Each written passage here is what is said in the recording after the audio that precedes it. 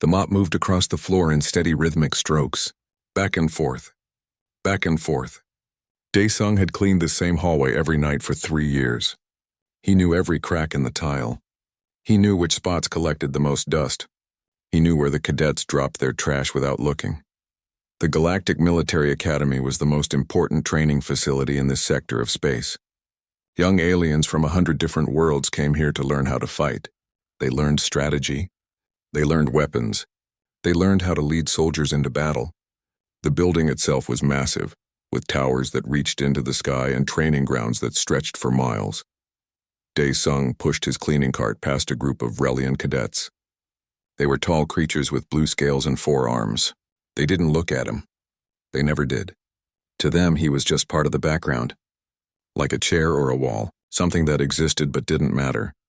He wore a gray uniform that had seen better days. The fabric was worn thin at the elbows. There were stains that wouldn't come out no matter how many times he washed it. His name tag said Dae-sung in simple letters. No rank, no title, just a name.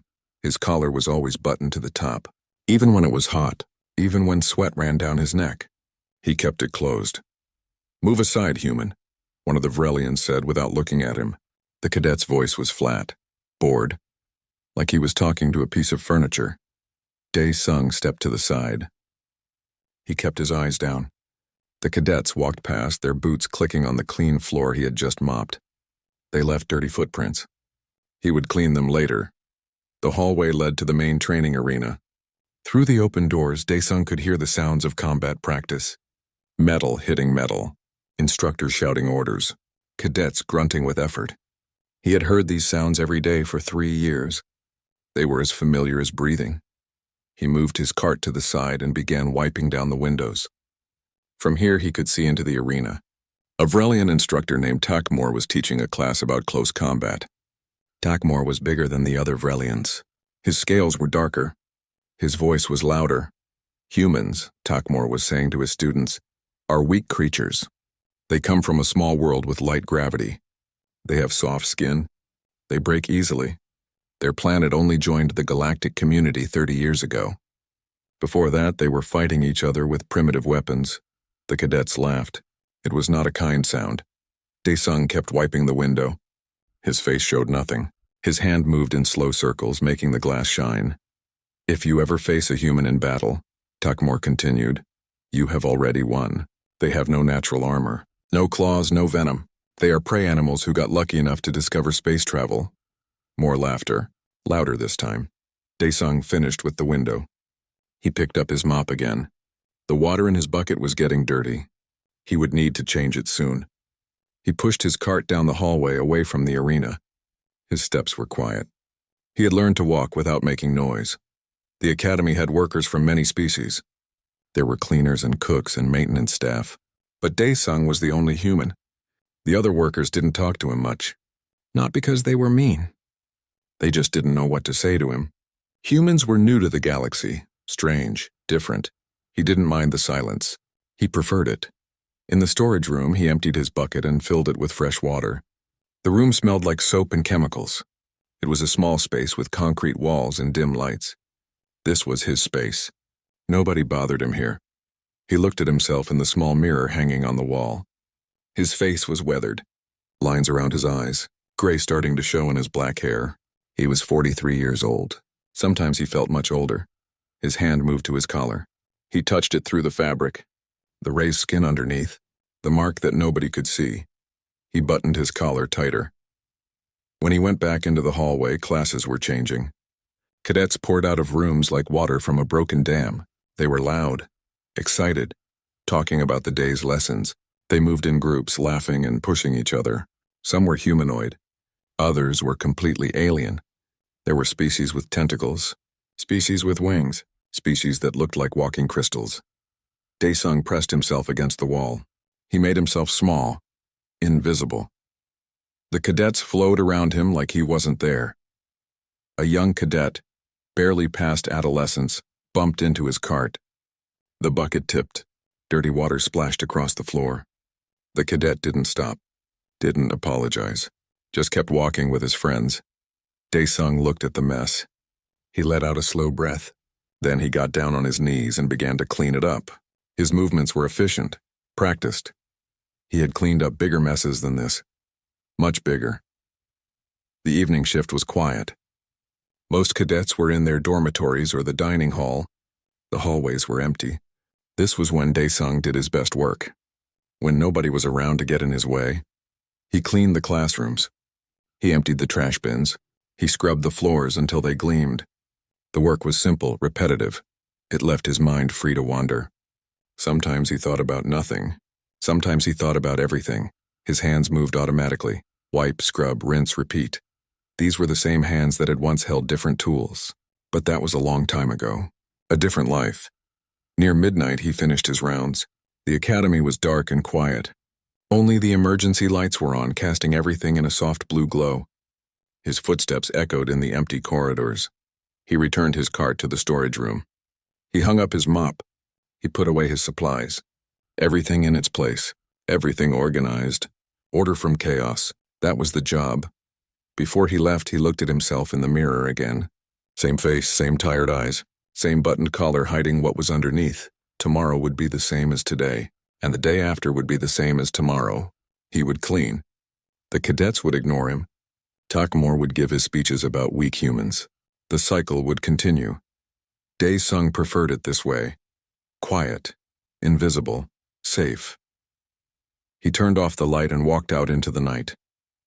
Behind him, the academy stood tall and proud against the stars. Inside, young warriors slept, dreaming of glory and battle. Daesung walked home alone. The mark on his neck burned slightly, the way it always did when he thought too much about the past. He pulled his collar higher and kept walking. The janitor. The invisible man. The human nobody saw. That was exactly how he wanted it. The next morning started like every other morning. Daesung arrived at the academy before sunrise. He entered through the service entrance in the back. The guard at the door was a krell, a species that looked like walking rocks. The guard nodded at him. The same nod he gave every morning. Recognition without interest. Daesung changed into his uniform in the small locker room. Gray shirt, gray pants, black boots that had been resoled twice. He buttoned his collar all the way up. Then he grabbed his cart and began his morning routine. The academy woke slowly. First came the kitchen staff preparing breakfast. Then the instructors reviewing their lesson plans.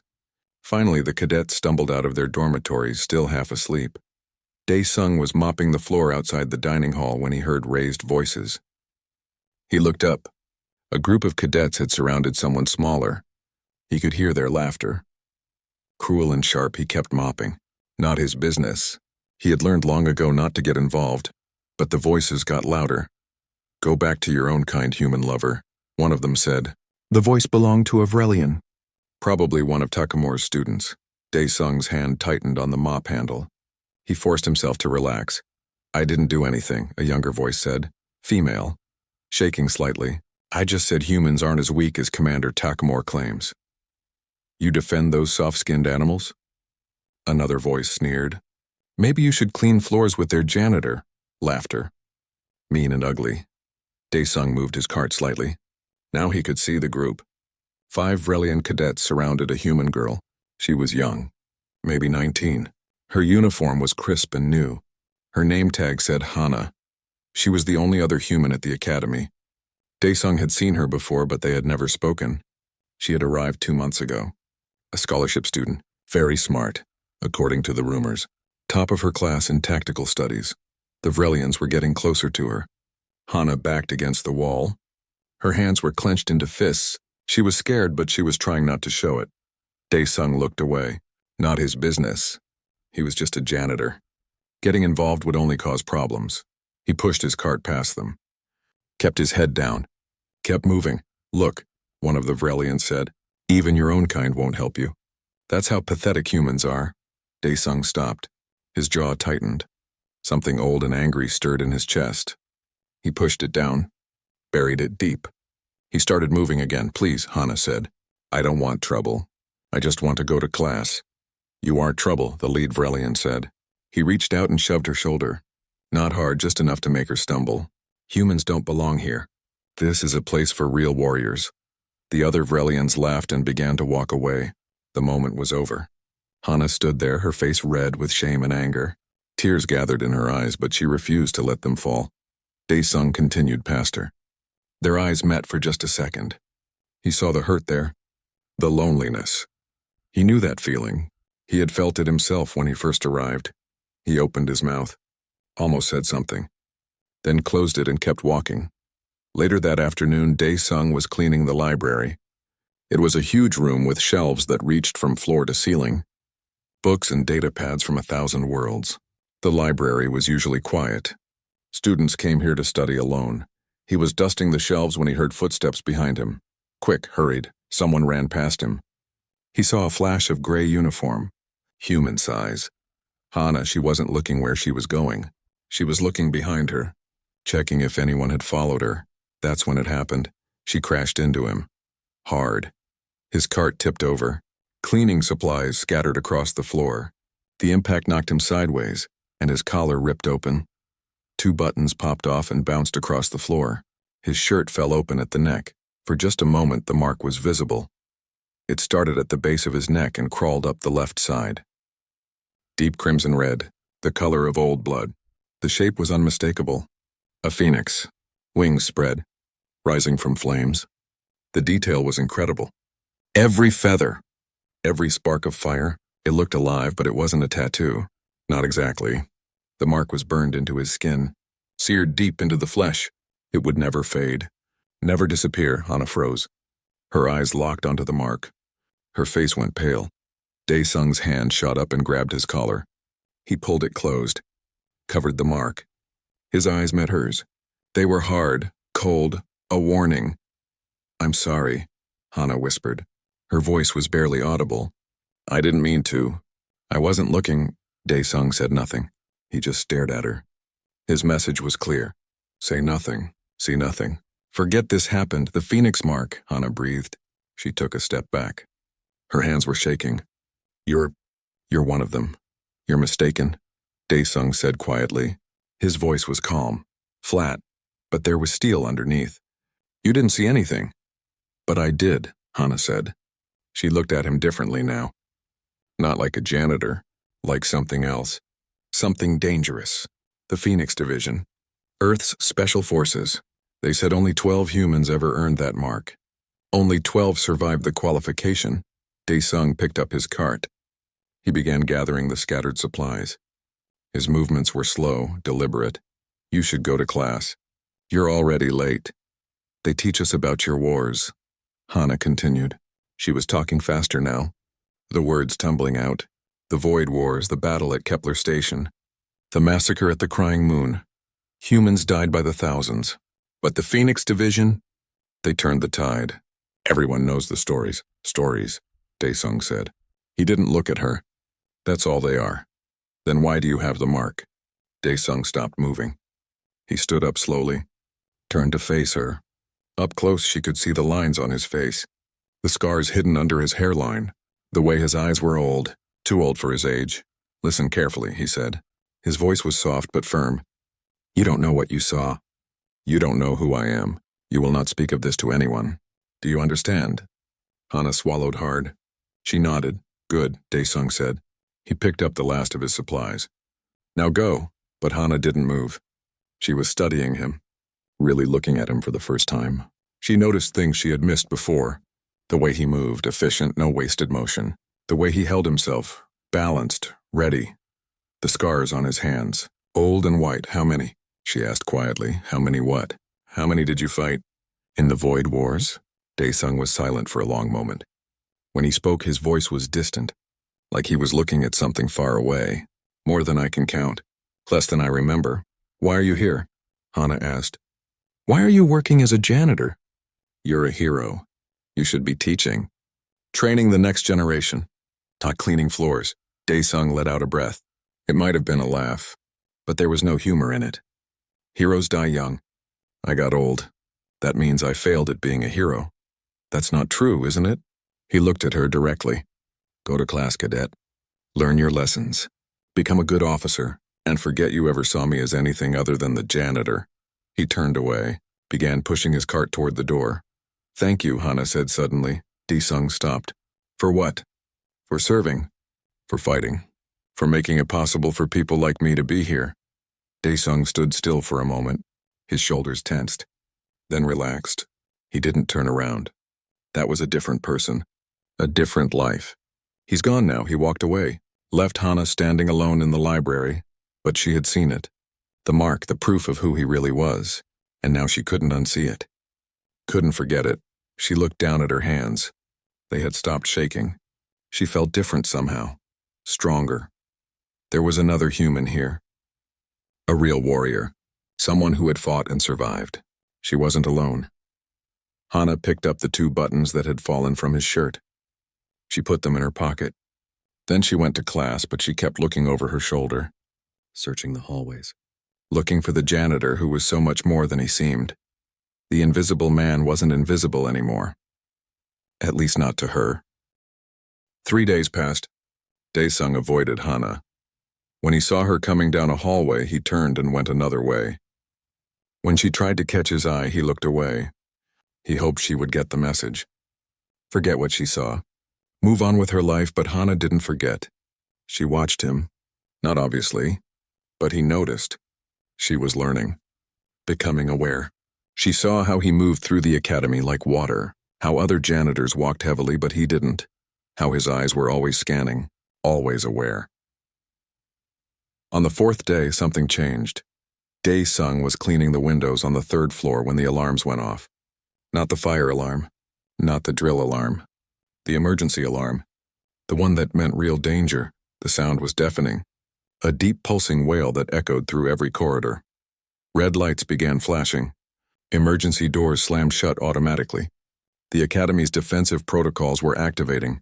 Cadets poured into the hallways, confused, scared. Instructors shouted orders, trying to organize them.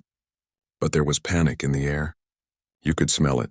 Daesung set down his cleaning supplies. His body went still, alert, every sense focused. He knew this feeling. He had felt it 1,000 times before. Danger. Real danger. The intercom crackled to life. All personnel, this is not a drill. Unknown vessels have entered the system. Hostile intent confirmed. All cadets report to safe rooms. All instructors to defensive positions. This is not a drill, pirates had to be. The academy was far from major trade routes. Isolated. That made it a target for raiders looking for valuable equipment and hostages. Rich alien families paid well to get their children back. But the academy had defenses, shields, weapons, trained instructors. The pirates would have to be crazy or desperate to attack here, or they knew something others didn't. Daesung moved to the window. He looked up at the sky. At first he saw nothing. Then he saw them. Small dark shapes dropping through the atmosphere, coming in fast. Too fast for the Academy's orbital defenses to stop. Dropships. At least 20 of them. This wasn't a small raid. This was an invasion force. Around him, cadets were running. Some toward the safe rooms, others toward the armory wanting to fight. Instructors were trying to maintain order, but the panic was spreading. Daesung turned away from the window. He started walking. Not running, walking down the hallway, against the flow of bodies.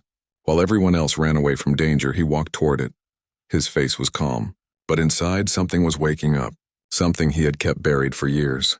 Battle sense, combat awareness, the part of him that had survived the Void Wars. He reached the stairwell and started going down, fast, taking the steps 3 at a time. His body moved automatically, muscle memory from another life. The emergency system was failing. He could hear it. The shields were supposed to hold for hours, but they were already flickering. Someone had sabotaged them. This was planned, coordinated. He reached the ground floor and pushed through the emergency doors. The main entrance hall was chaos. Cadets and instructors were trying to organize defensive positions. But they were students and teachers, not soldiers. Not really. Daesung saw Takmor barking orders at a group of Relian cadets. The big commander's scales were pale. He was scared. For all his talk about being a warrior, he had never faced real combat. None of them had. Then came the sound. An explosion, distant but getting closer. The pirates had breached the outer wall. Defensive positions, Takmor yelled. His voice cracked. Hold the main hall. The cadets scrambled to obey, but their movements were clumsy, afraid. They held their training weapons like they weren't sure what to do with them. Dae-sung kept moving, quiet, unseen in the chaos. He knew where he needed to go, the armory. He took a side corridor, empty. Everyone else was in the main hall. His footsteps were silent. He had learned long ago how to move without sound. The armory door was locked. Biometric scanner. Only instructors had access. Dae-sung looked at the scanner. Then he looked at the door frame. He examined it for 3 seconds. Then he slammed his palm against a specific spot on the wall, the emergency release. Every military building had one. The door clicked open. Inside, the armory was dark. Rows of weapons lined the walls. Training weapons mostly. Blunted blades. Low-power energy rifles. Things meant to teach, not kill. But in the back, behind a locked cage, were the real weapons. The ones used by instructors for live demonstrations. Dae-sung walked to the cage. He didn't bother with the lock.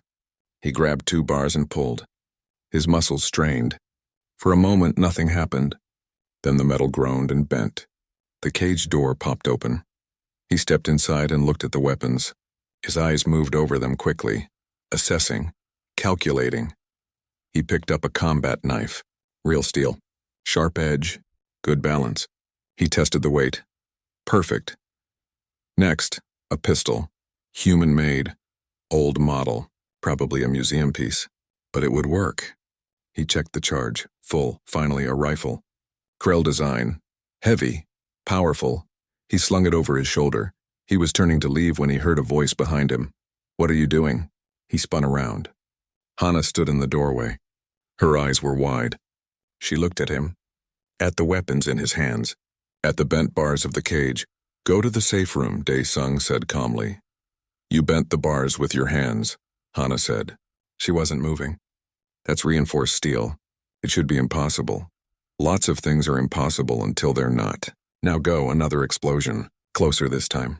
The building shook. Dust fell from the ceiling. "They're coming," Hana said. Her voice was steady now. Calm. "The pirates. They'll kill everyone."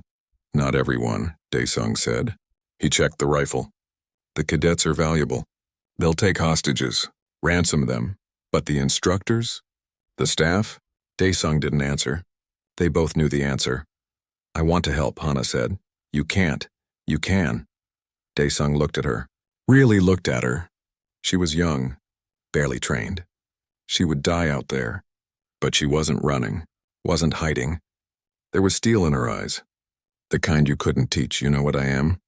He asked quietly. "Phoenix Division," Hana said. "One of the 12. Do you know what we did? What we had to become to survive?" "I know the stories." "Stories leave out the important parts," Dae-sung said. "They don't tell you about the nightmares. The things you can never forget. The people you lose. But you survived," Hana said. "You won, did I?"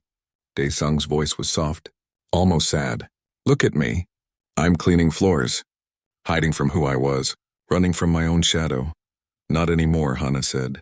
She pointed at the weapons in his hands. "You're not running now." Dae-sung was silent. She was right. The moment he picked up these weapons, he had made his choice. The janitor was gone. The soldier was back.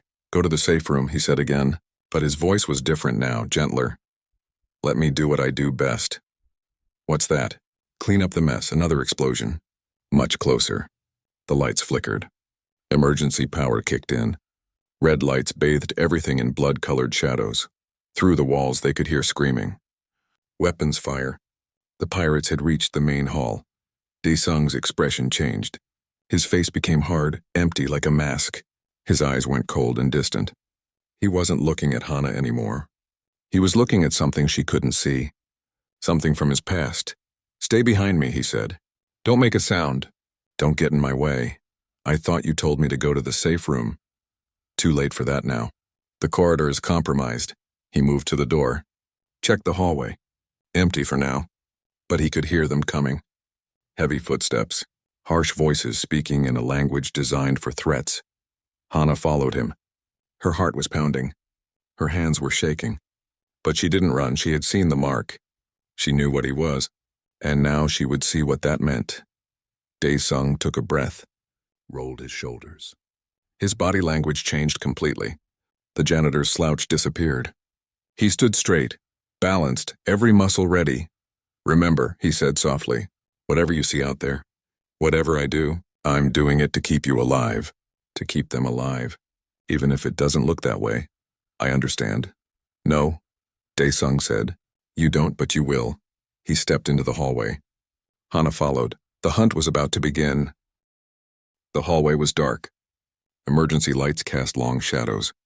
Daesung moved through them like he was part of the darkness itself. Hana stayed close behind him. She tried to move as quietly as he did. She failed. Her boots made small sounds on the floor, but Daesung made no sound at all. They could hear the battle in the main hall. Energy weapons firing, metal clashing, screams. The pirates were pushing through. The defenders were losing. Daesung stopped at a corner. He held up one hand. Hana froze. He tilted his head, listening. Heavy footsteps. Coming their way, 3, maybe 4. Pirates on patrol looking for stragglers. Hana's breath caught in her throat. She was about to see him fight. The legendary Phoenix Division soldier. Part of her was excited. Part of her was terrified. The footsteps got louder, closer. Daesung's body relaxed. His breathing slowed. He looked calm, almost peaceful, like he was about to clean a floor, not fight for his life. The first pirate rounded the corner. He was huge, 8 feet tall, covered in thick armor. He carried a plasma rifle that looked like it could punch through a wall. His species was Gruul, born warriors, strong, violent, feared across the galaxy. He saw Daesung and started to raise his weapon. What happened next happened so fast that Hana almost missed it. Daesung moved. One moment he was standing still. The next moment he was inside the pirate's guard. The combat knife flashed, once, twice, 3 times. Precise cuts, surgical. The pirate's armor had weak points at the joints. Daesung knew exactly where they were. The Gruul made a choking sound and fell. He hit the ground with a crash that shook the floor. The second pirate appeared. This one was ready, weapon up, finger on the trigger. Daesung grabbed the falling Gruul's body and pulled it in front of him. The pirate's shot hit his own comrade instead of Daesung. Then Daesung threw the knife. It spun through the air and buried itself in the second pirate's throat. 2 down, 5 seconds. The third pirate was smarter. He didn't rush in. He stayed back and started firing. Energy bolts lit up the hallway. Daesung rolled behind cover. The wall next to him exploded into fragments. Hana pressed herself flat against the wall. Her heart was hammering. This was real. This was death. One wrong move and it was over. Daesung pulled out the pistol. He didn't look around the corner. He didn't need to. He had counted the shots, knew the weapon's fire rate, calculated the pirate's position. He leaned out for a fraction of a second, fired twice, leaned back. A body hit the floor. Silence. Daesung stood up. He walked over to the third pirate and retrieved his knife. Wiped it clean on the pirate's clothes. His face showed nothing. No anger. No excitement, nothing. Hana stared at the bodies. 3 pirates, trained fighters, experienced killers. Dead in under 10 seconds. Stay close, Daesung said. He started moving again. They reached the main hall through a service entrance. Daesung opened the door just a crack, enough to see inside. The hall was a war zone. Pirates had pushed the defenders back to the far wall. Cadets huddled behind overturned tables and broken chairs. Some were wounded. All were terrified. The instructors tried to hold the line, but they were outmatched, outgunned. Takmor was shouting orders, but his voice had lost its authority. He was just another scared person trying not to die. The pirate leader stood in the center of the hall. He was a krill, insect-like, 6 arms, each holding a weapon. His armor was painted red, blood red. Surrender, the leader said in broken galactic common. Surrender and live. Fight and die, choose. Takmor looked at his students, at the wounded, at the dead. His scales had lost all their color.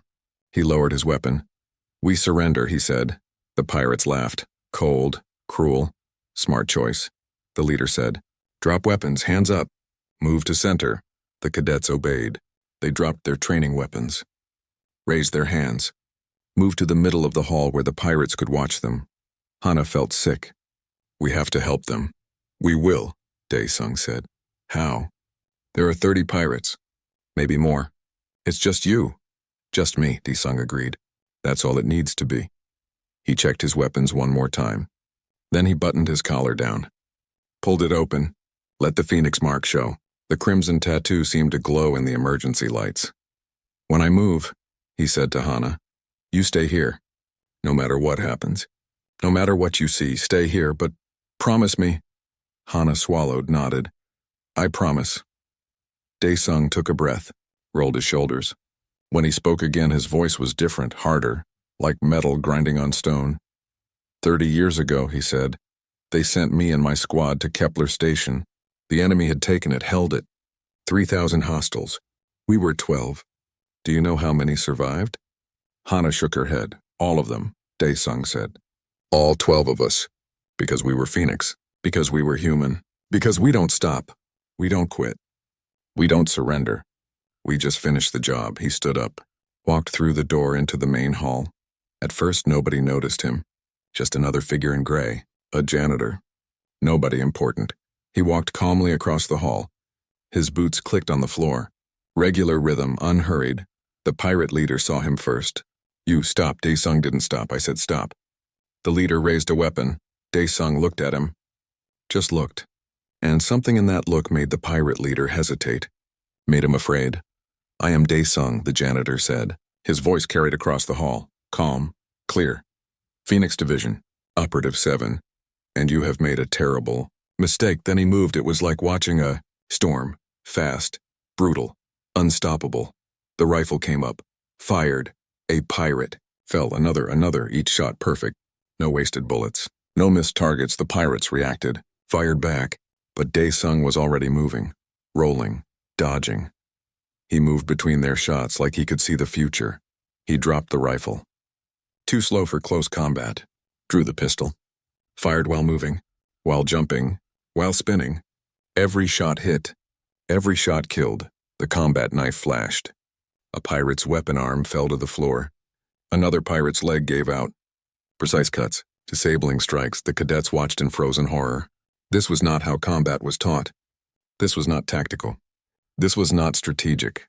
This was savage, primal, efficient. A pirate came at him from behind. Daesung didn't look. He just stepped aside at the last second. Let the pirate's momentum carry him forward. Stuck the knife between his armor plates as he passed. The pirate leader roared. He charged. All 6 arms swinging. All 6 weapons firing. Daesung stood his ground. At the last second, he dropped to the floor. Swept the leader's legs. The big krill crashed down. Before he could recover, Daesung was on him. The knife found the gap in his neck armor. Found the soft tissue underneath. The leader stopped moving. Silence fell over the hall. Half the pirates were dead. The other half were backing away. Fear in their eyes. They had never seen anything like this. This human. This monster in janitor's clothes. "Run," Daesung said quietly. "While you still can." They ran. Dropped their weapons and ran for the exit.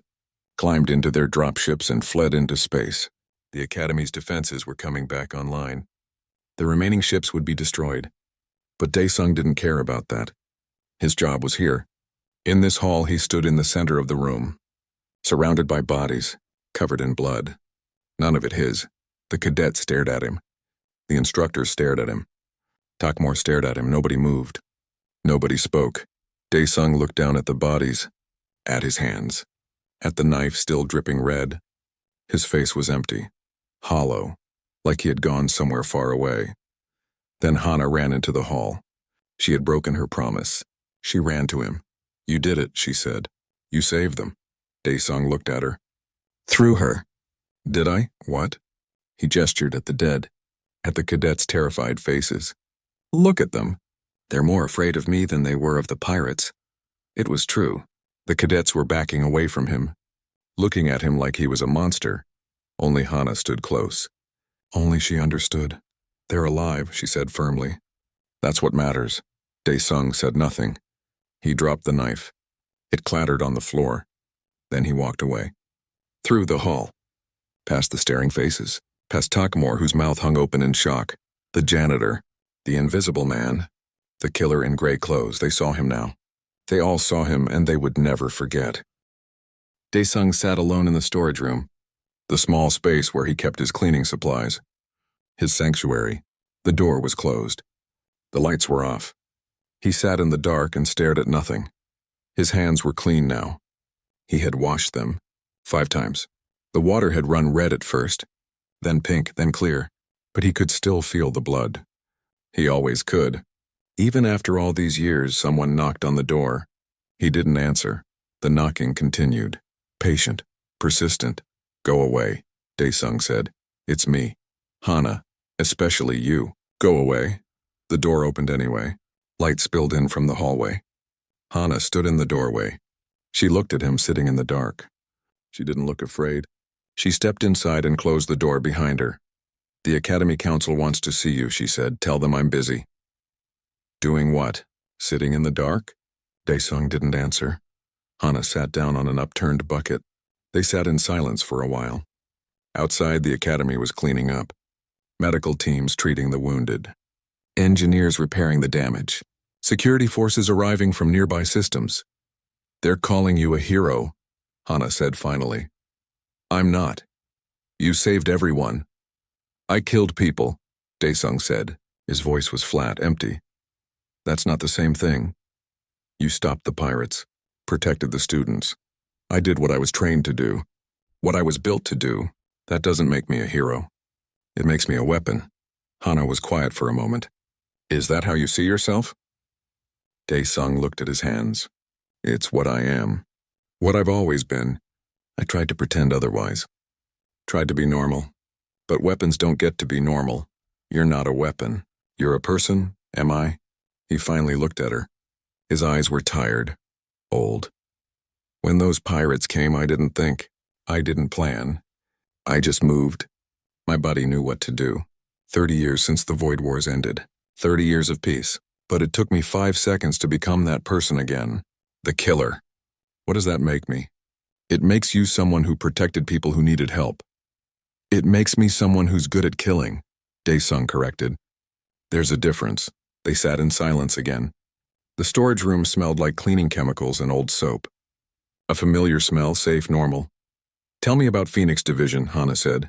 The real story, not the legends. Daesung was quiet for a long time. When he spoke, his voice was distant, like he was reading from a book written about someone else's life. The Void Wars were bad, he said. Worse than the stories say. Humans were new to the galaxy. Weak, easy targets. We were losing. Badly. So Earth's military created Phoenix Division. They took the best soldiers. Put them through training that killed half of them. The ones who survived. We weren't quite human anymore, faster, stronger, smarter, but we paid a price for it. What price? Everything, friends, family, our humanity. They trained us to be perfect killers. And we were. We turned the war. Won battles that should have been impossible, saved millions of lives. Then why do you sound sad? Because I remember what I had to do, Daesung said. The things I had to become. You saw me today. That was me being gentle, holding back. During the war, we didn't hold back. We did whatever it took to win. And I'm still here, still alive, while better people died. Your squad, Hana said softly. What happened to them? Daesung closed his eyes. Kepler Station. That was our last mission. We succeeded. Took back the station. All 12 of us survived. We were supposed to be unstoppable, immortal. The legends say we were. But 2 weeks after Kepler, the war ended. We had done our job. Saved humanity. So they gave us medals, parades, called us heroes. Then they didn't know what to do with us. We were weapons. And the war was over. What do you do with weapons in peacetime? What happened to the others? The other 11? Daesung opened his eyes. Looked at nothing. Some tried to go back to normal life, failed. You can't unsee what we saw. Can't undo what we did. 2 of them killed themselves. 3 went crazy. Ended up in hospitals. 2 became mercenaries. Died fighting other people's wars. 1 disappeared. I heard rumors he's in the outer colonies. Living alone. Avoiding everyone. And the last 3? 1 is an instructor on Mars, teaching new soldiers. Trying to pass on what we learned. 1 works for Earth's government. Intelligence. Using her skills to prevent wars instead of fight them. And 1, you, Hana said. Me, Daesung agreed. I ran away. Changed my name. Changed my life. Became invisible. Became a janitor. I thought if I could just be normal. Just be quiet. Just clean floors and stay out of trouble. Maybe I could forget. Maybe I could be human again. Did it work? For 3 years, yes. I almost convinced myself. Then today happened, and in 5 seconds I became exactly what I was trying to escape. The killer. The monster. The phoenix. Another knock on the door. This time it opened without waiting for permission. An official stood there, wearing the uniform of the Academy's administration. Behind him stood 2 security officers. Dae-sung, the official said. His voice was formal, respectful. The council requires your presence. Dae-sung stood up slowly. Am I under arrest? No, they want to honor you. Understand what happened. Perhaps offer you a position here. As an instructor. As security chief. Whatever you want. I just want to be left alone. That's no longer possible, the official said. The entire galaxy knows what happened here today. News is already spreading. The human janitor who defeated 30 pirates alone. They want to know your story. Who you are. What you've done. Dae-sung's shoulders slumped. His secret was out. His quiet life was over. He had tried to hide, tried to be invisible. But you can't hide from what you are. Not forever. He walked to the door, stopped, looked back at Hana. Why did you come here? To the academy? To learn, Hana said. To prove humans belong here. To show we're more than the galaxy thinks we are. Be careful what you wish for, Dae-sung said.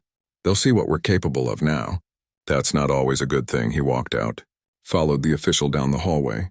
Cadets stopped and stared as he passed, whispered to each other, pointed. The invisible man was visible now, and he hated it.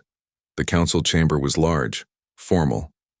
The 5 council members sat behind a long desk, all different species, all powerful, all looking at him with new eyes, not with contempt, with fear, with awe, with respect. Dae-sung, the council leader said, we owe you our lives. Our students' lives. You have our deepest gratitude. Dae-sung said nothing. We have questions, another council member said, about your identity, your past, your presence here. I'm a janitor, Dae-sung said. That's all? You are Phoenix Division, the leader said. One of the 12. We checked the records. Dae-sung Operative 7, 18 confirmed operations, 43 decorations, 317 confirmed kills, 342. Dae-sung corrected quietly. But who's counting? Why are you here? The leader asked. Why hide what you are? Dae-sung looked at them, really looked at them. Saw the fear behind their respect, saw how they leaned away from him slightly, saw how their hands stayed near their communication devices, ready to call for help if needed. Because I'm tired, he said simply. Tired of fighting. Tired of killing. Tired of being afraid. I wanted peace, quiet, a simple life. I wanted to be normal. But you're not normal, a council member said. You're exceptional, legendary. We need people like you. To teach, to protect, to lead. You're afraid of me, Dae-sung said. I can see it. You're grateful I saved your students, but you're terrified of what I am. What I could do if I wanted to. That's why you surrounded this room with security. That's why your hand is near the alarm button. The council member pulled his hand back, looked embarrassed. We need weapons like you, the leader said. But we're afraid of weapons we can't control. It's a contradiction. I admit it, Dae-sung nodded slowly. Then let me offer you a deal. I'll stay. I'll teach your students about real combat, real warfare, not the sanitized version you show them, not the glory and honor, the ugly truth, what it costs, what it takes, what it does to you. Maybe if they understand that, they'll think twice before starting wars. And in return, the leader asked, in return, you leave me alone. I teach, I train, but I don't fight unless I choose to. I'm not your weapon. I'm not anyone's weapon, not anymore. I'm just a man trying to live with what he's done, trying to make sure others don't have to become what I became. The council members looked at each other, whispered among themselves. Finally, the leader nodded, agreed. You will be an instructor here, on your terms. Dae-sung turned to leave. One more question, the leader said. Today when you fought, were you afraid? Dae-sung stopped, thought about it. No, he said. That's what scares me most. I should have been afraid. But I wasn't, I was home, and that's the most terrifying thing of all. He walked out of the chamber. In the hallway, Hana was waiting. She fell into step beside him. So, she asked. What did they say? I'm an instructor now, apparently. That's good. You can help people. Teach them. Maybe. Daesung looked down at his gray uniform. I should change this. Can't teach in janitor clothes. Will you miss it? Being invisible? Daesung thought about that. 3 years of quiet, 3 years of peace. Gone in 5 minutes of violence. Every day, he said. But maybe that's okay. Maybe hiding was just another way of running. Maybe it's time to stop running. They walked down the hallway together. Behind them, the academy continued its recovery. Workers repaired walls. Medics treated patients.